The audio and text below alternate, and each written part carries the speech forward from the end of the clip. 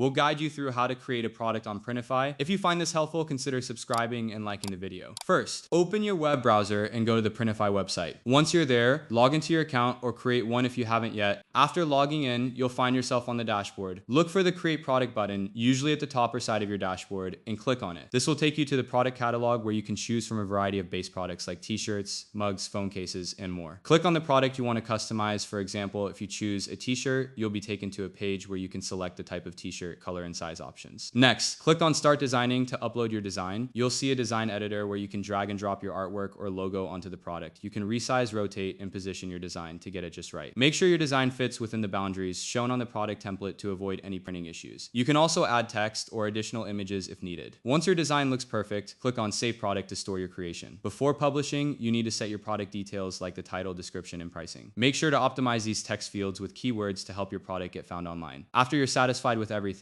hit the Publish button to add your product to your store. Remember, Printify will handle the printing and shipping once you receive an order, so make sure your payment and shipping settings are all set up in your account. Don't forget to subscribe and comment if this helped you out.